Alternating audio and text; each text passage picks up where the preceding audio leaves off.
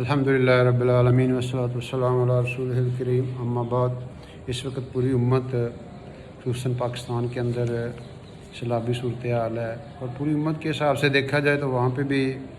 ہر علاقے میں مسلمانوں کا نقصان ہو رہا ہے اور غیروں کا تسلط ہے۔ کہیں اوپر سے عذاب آ رہے ہیں، کہیں نیچے سے زلزلے آ رہے ہیں، کہیں غیروں کا تسلط ہے۔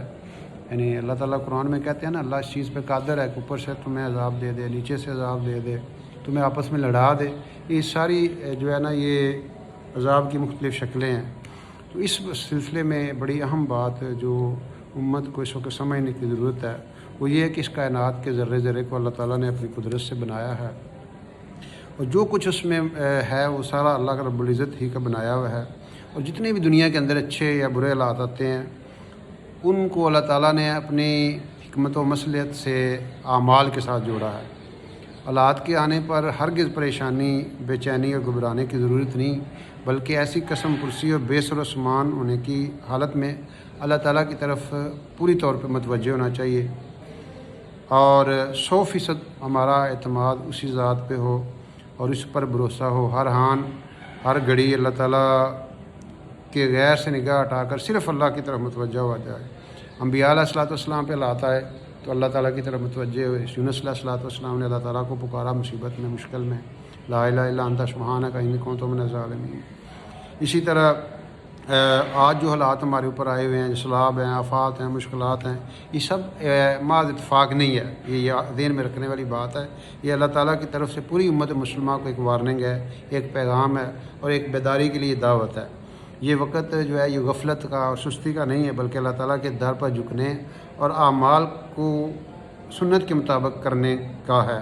ہم استغفار کریں اور اللہ تعالیٰ کی طرف اپنے آپ کو لے جائیں، اس کے احکامات کو پورا کریں۔ ہمارے نبی علیہ الصلوۃ والسلام کی سیرت مبارکہ سے بھی یہی بات ملتی ہے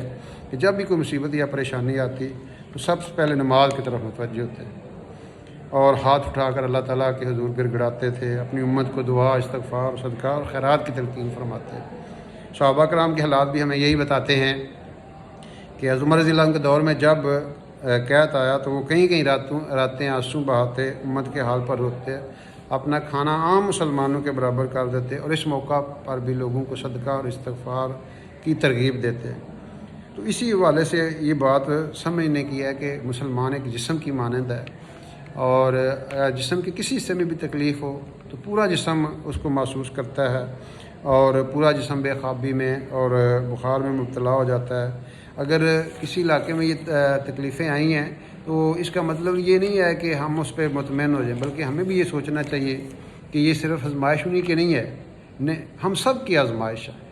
یہ ہم سب کے لیے وارننگ ہے اور تنبیہ ہے۔ ہمیں ان کے دکھ درد کو اپنا دکھ درد سمجھنا چاہیے، ان کے لیے دعائیں بڑھائیں، ان کی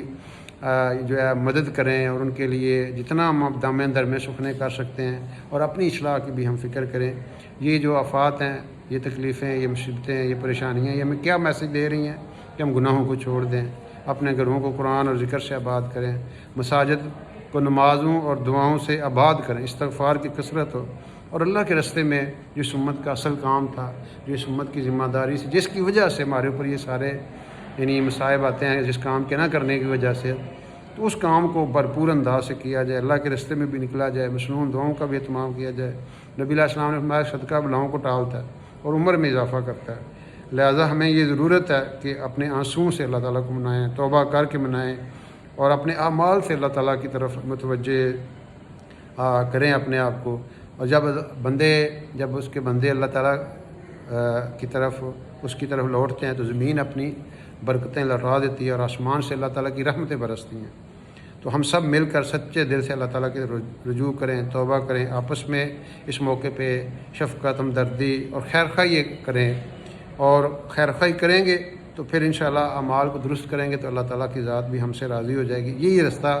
کامیابی کا ہے، نجات کا ہے، اور اللہ تعالیٰ ہر قسم کے شرور و فتن سے ہماری حفاظت فرمائیں گے، اور اللہ تعالیٰ ہمیں آگے سے آگے بڑھنے کی بھی توفیق عطا فرمائیں گے۔